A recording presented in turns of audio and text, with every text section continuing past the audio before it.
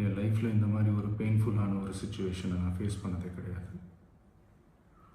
மனசு முழுக்க கரூர்ல நடந்த மிக துயரமான அந்த சம்பவம் எல்லாரோட மனதையும் உலுக்கி எடுத்த அந்த சம்பவம். இதே மாதிரி இன்னொரு சம்பவம் எப்போதும் நடக்க கூடாதுன்னு நம்ம எல்லாத்தையுமே நினைக்க வச்ச அந்த சம்பவத்தை பத்தி முதல் முறையாக டிவிகேவோட கட்சி தலைவரான விஜய் அவர்கள் அவரோட வருத்தத்தையும் அவரோட மனநிலைமை இப்ப என்னவா இருக்குதுன்னு வெளிப்படையா பேசியிருக்காரு.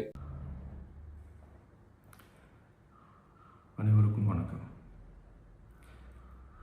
என் லைஃப்பில் இந்த மாதிரி ஒரு பெயின்ஃபுல்லான ஒரு சுச்சுவேஷனை நான் ஃபேஸ் பண்ணதே கிடையாது.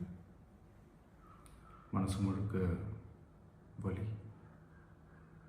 வலி மட்டும்தான்.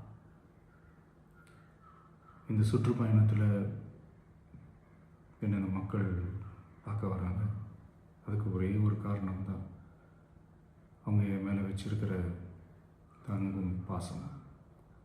அந்த அன்புக்கும் பாசத்துக்கும் நான் எப்பவும் கடமைப்பட்டிருக்கிறேன். அதனால தான் இந்த சுற்றுப்பயணத்தில் மற்ற எல்லா விஷயங்களையும் தாண்டி மக்களுடைய சேஃப்டி, அதில் எந்த காம்ப்ரமைஸும் பண்ணிடக்கூடாதுன்றதுக்காக தான் அது என் மனசில் ரொம்ப ஆழமாக இருக்கும் அந்த எண்ணம். அதனால தான் இந்த அரசியல் காரணங்கள் எல்லாத்தையும் தவிர்த்துட்டு ஒதுக்கி வச்சுட்டு மக்களுடைய சேஃப்டி மட்டும் மைண்டில் வச்சுக்கிட்டு அதுக்கான இடங்களை சூஸ் பண்ணுறது, அதுக்கான இடங்களை பார்த்து பெர்மிஷன் கேட்குறது, போலீஸ் டிபார்ட்மெண்ட்டில் அதை ரிக்வெஸ்ட் பண்ணி கேட்போம். ஆனால் நடக்கக்கூடாதது நடந்துருச்சு.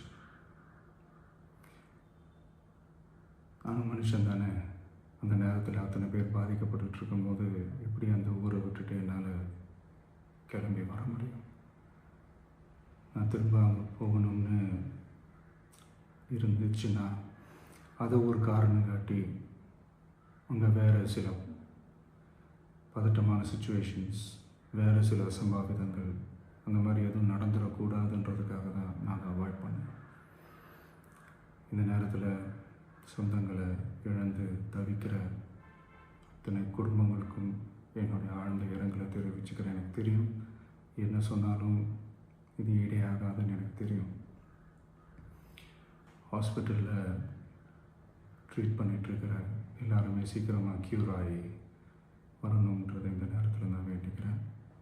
கூடிய சீக்கிரமே உங்கள் எல்லாரையும் நான் சந்திக்கிறேன்.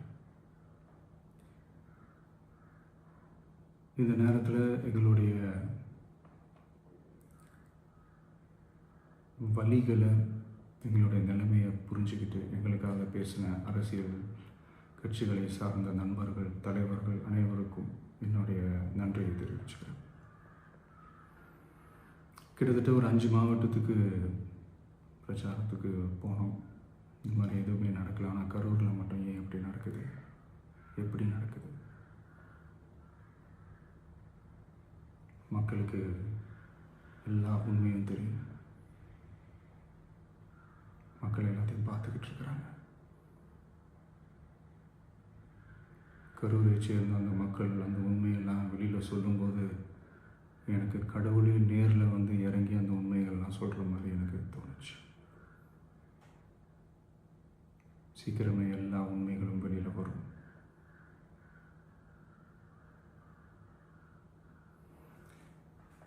எங்களுக்கு தரப்பட்ட இடத்துல நாங்கள் போய் அந்த அந்த ஸ்பாட்டில் நின்று நாங்கள் பேசிட்டு வந்தோம். அதை தாண்டி எந்த தவறும் எங்கள் சைடில் நாங்கள் எதுவுமே செய்யலை. பட் இருந்தாலும் எங்கள் கட்சியை சேர்ந்த நிர்வாகிகள், தோழர்கள் மேலே எஃப்ஐஆர், அது மட்டும் இல்லை சோஷியல் மீடியாவை சேர்ந்த நண்பர்கள், தோழர்கள் அவங்க மேலே எஃப்ஐஆர்லாம் போட்டு இப்போ பிடிச்சிக்கிட்டு இருக்கிறாங்க.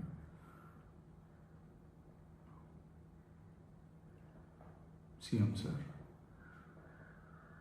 உங்களுக்கு ஏதாவது இந்த பழி வாங்கணும் அப்படின்ற எண்ணம் ஏதாவது இருந்துச்சுன்னா என்ன வேணாலும் பண்ணுங்க.